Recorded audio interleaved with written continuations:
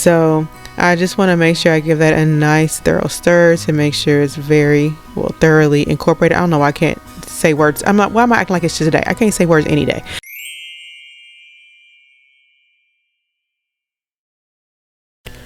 Welcome back, friends. It is Lauren the Soap Witch, and it is time to make another batch of soap. So in this one I'm making a watermelon coconut fragrance soap. I know in your mind you're probably going, that is really far out from this season, at least here in the US, but I made this soap in the summer and I recorded this, and so I'm gonna put this content out here because I got it anyway. So right here you've been watching me measure out my lye, and now I'm going to measure out my aloe vera juice because this is an aloe vera soap bar. And next I am adding sugar, and I'm going to follow that up with sodium lactate. And the reason for both of those ingredients is that they help to keep the soap fluid, as this is fluid hot process or countertop hot process. They also, in addition to that wonderfulness, help make a more bubbly, longer lasting bar. So when I add those two ingredients into the aloe vera juice, I like to give them a stir because it helps to just dissolve them in the liquid, and I like to do that before I add my lye solution, which is here next. Not solution, add my lye to the liquid to make the solution. You always add your lye to the liquid, never the other way around. And then I like to go ahead, you have to give it a stir. With water it goes completely clear. This is not water, so I do not expect complete clarity. I just stir it until it's less milky looking. I like to combine the heated or melted oils with the lye solution when they're both between 200 and 180 degrees. Less than that, it just does not seem to work well for my purposes. So after I get all the lye solution into the melted oils, I go ahead and start my stick blending. This one is actually older than the last couple of soaps that I've posted, because this one got lost in the sauce somehow. And so I was still on my journey trying to figure out the whole stick blending method, which I did figure out, you saw.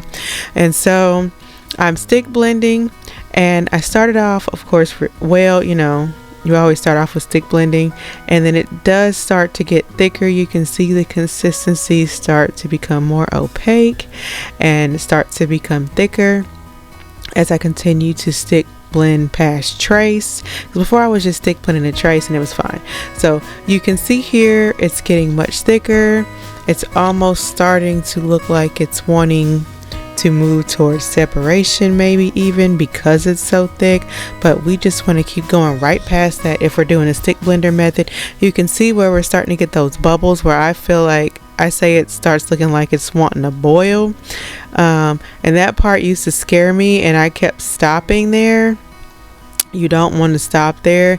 If you're stick blending and you're seeing these little bubbles pop up like it's boiling, you can see it really good in this one. You want to keep going. You want to keep on stick blending.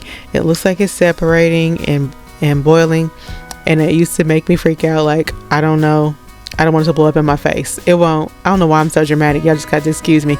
So anyway, at this point I felt like I stick blended enough.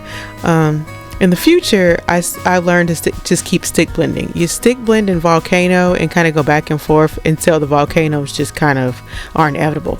But anyway, I got my trusty whisk and just started whisking, and I like to do this kind of slower, less vigorous whisking method, where I'm just kind of whisking all throughout the whole entire soap mixture in the pot. It just works better. I find that if I just stir real vigorously, especially when it's in the midst of trying a volcano, that it makes it worse. So, and it might come out your pot, which nobody wants. You don't want that. So anyway, I decided to just stir this to completion, which you can see it's getting thicker there. We're in that applesaucey phase, and I get more aggressive towards this end because I'm just tired of stirring all 10 pounds of this soap and I want to be done. I'm a little impatient. I don't know if I've mentioned that before. Yes, so just stirring. You can see the consistency and the color just continuously changing and going as the soap moves toward doneness. And so we've gone from applesauce to the more mashed potato phase, and so it's just going from that applesaucey color, whatever you want to call it, beigeish, I don't know, to more of a white opaque and smoother looking consistency, all moving in the right direction. That's where we want to go. This is like the final stage before you get to that Vaseline, which is right here. And this is done. This is done soap. And I know it's weird, but it kind of has a scent to it when it's done, at least to me. I got a sensitive nose, so I might just sound crazy. It's okay. But done soap smells done. It has this, it always has the same scent every time, and that's how I know, along with the Vaseline phase, that is done. So this nice finished soap here, I'm just gonna finish stirring it, and I like to sometimes use my whisk to like scrape across the sides of the pot just to neaten that up or clean that up or whatever. So I'm going in here with the full fat Greek yogurt. You don't have to make it full fat or Greek, but you want it to be plain, my friends. So anyway, I just go ahead and take my whisk and make sure I start to thoroughly incorporate that yogurt. Of course, yogurt is just a yummy ingredient to add in anyway, but it's also to help the soap remain very fluid throughout the process. So I just want to make sure I give that a nice thorough stir to make sure it's very well thoroughly incorporated. I don't know why I can't say words. Why am I acting like it's just today? I can't say words any day. Anywho, so I think this is called Voodoo. It's my pink. It's from Mad Micas. I love Mad Micas. I talk about them in like every soap video, and I just want to incorporate that into the oils that I reserved for my original recipe. I'm pretty sure that's Granny Smith apple from Wholesale Supplies Plus there. And just adding that also into some reserved oil from the original recipe and giving it a stir. I like to incorporate it into oils because it helps to just make it incorporate into the soap smoother. Just, you know what I mean, right? Okay, this one is Goldfinger, also from Mad Micas. I just wanted to see how it looked if I incorporated gold. I don't know, some people say it'll turn out yellow. It really, sometimes it depends on your fragrance oil. Speaking of, here it is. I had already mixed it off camera, but I'm going to go ahead and dump that in there and try to thoroughly incorporate it as much as possible. I really try to, really give it a good stir when I add my fragrance oil in. Sometimes even when I feel like I've stirred forever, I will still start pouring the soap out just to find that there is like loose fragrance oil at the bottom of the pot. It's just thwarting me at every step. Okay, anywho, so now that I've gotten that thoroughly in, I think I'm just going to separate the soap into different containers so I can get the colorants together. Obviously, the more colorant I want, the more soap is going to go in the container. So I'm just separating those out. I write on my paper how much soap it corresponds to each color. That's why you see me weighing the first couple out, being a little bit more exact. So in go the colors, the pink, the green, and then finally the gold.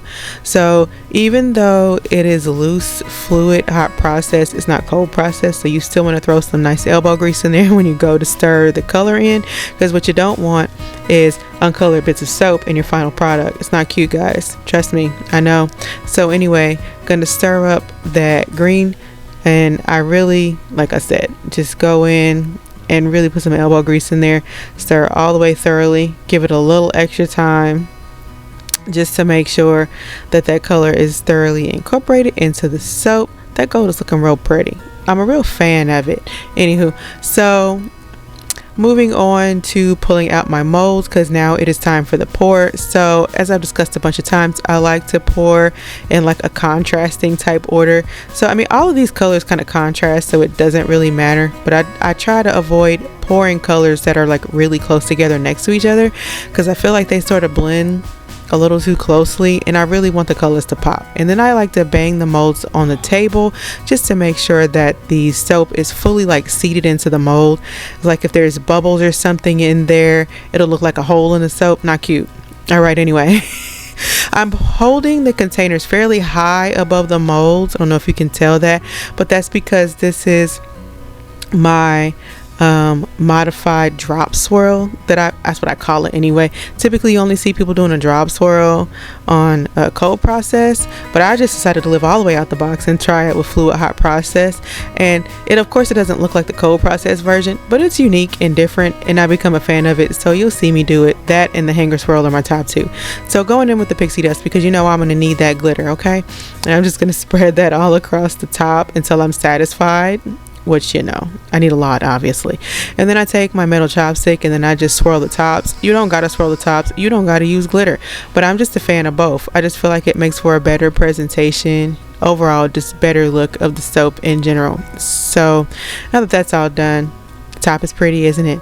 Okay, so I usually let these sit in the freezer for about 5 or 6 hours. I take them out and let them thaw. I don't cut them while they're frozen because I'm super scarred and I broke a cutter that way, so we don't do that. So I love these molds. They're from Essential Depot. Yeah, that's what they're called. I just ordered some more. But I love them because they're silicone and it is so easy to demold your soap this way. You don't gotta line it with parchment paper and all this other nonsense and pry it out.